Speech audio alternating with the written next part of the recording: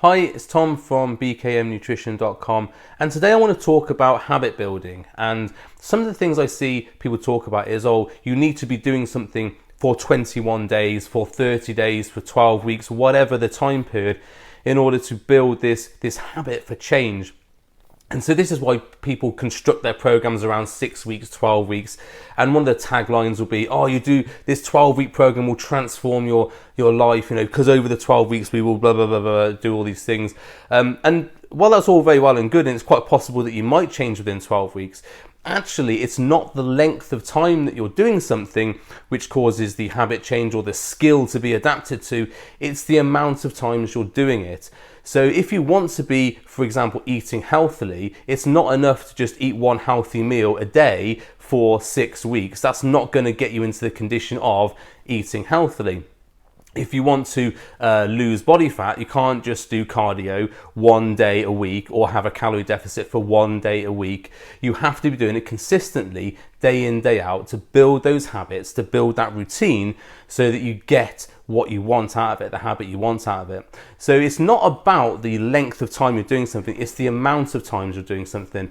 Now, if you've ever tried to learn a new skill, if you've ever tried to, say driving, for example, riding a bike, all these things which many of us take for granted, at some point in our life, it was difficult to do that thing. And if you had a parent who was helping you ride a bicycle, they probably stayed with you, or you had stabilizers or whatever to get you into the routine of riding a bike, and they probably did it with you a couple of times a day, a couple of times a week, and after a while you picked up that skill and it became second nature to you.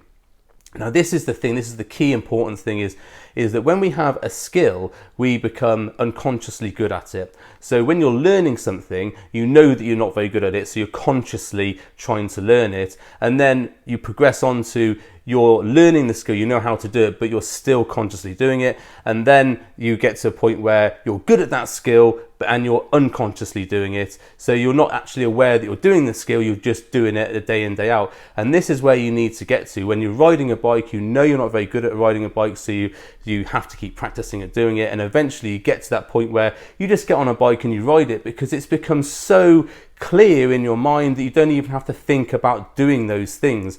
And any new skill will be like that, such as trying to eat to a calorie deficit, such as trying to build healthy habits with, say, exercise. So one of the things I promote with my clients, my groups and stuff like that, is doing a 20-minute walk a day.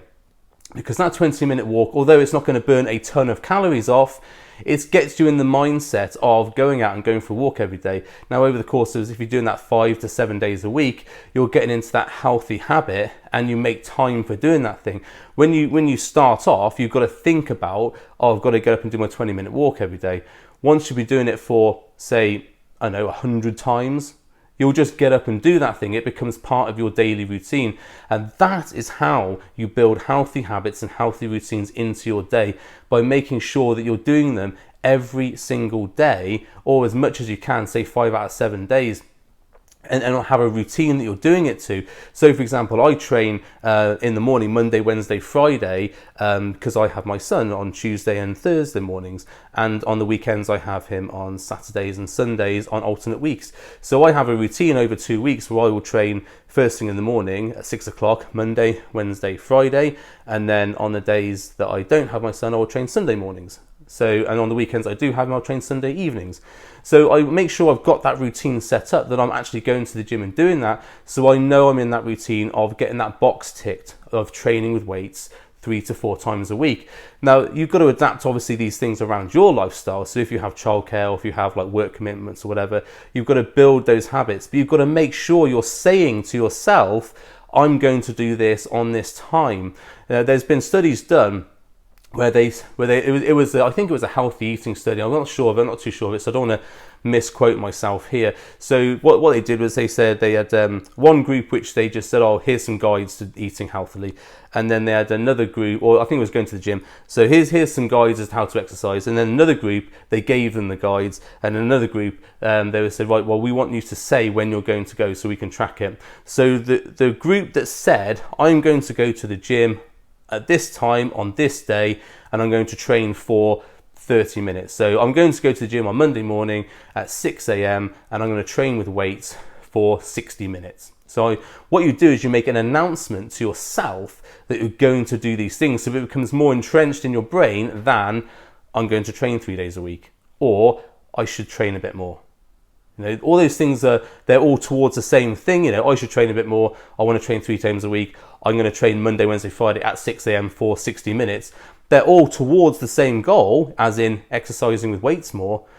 But the more you get into the detail of it, the more likely you are to go and do that thing, because you've announced to yourself that you're going to do it, and you've announced that this task is going to happen. If you put it in your diary, even better. All my training programs are in my diary. So I know that on Monday from 6 o'clock to 8 o'clock is blanked out with weight training at the gym. So I know that I don't book any other appointments there. It's like a work appointment. It's like an appointment with a client. I know that I have to go and do it. I can't just put things in or put it off.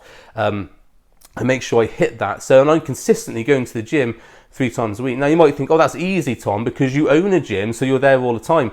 It's not actually that easy, because if I work in a gym, so when I'm going into the gym to work, I'll put on my work clothes, so I know that I'm in that environment to work.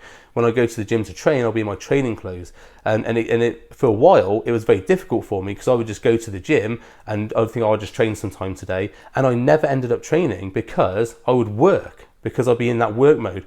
And excuse me, it was only when I started saying, right, I'm going to go to the gym in the morning in my gym clothes, train, come back, shower, train, do some work, and then go back in to actually do the work in the gym, that I actually started getting consistency of action and training. And for me, I mean, I'm a bodybuilder and I like training, so that's a real thing for me to actually, I didn't train because I was more focused on work.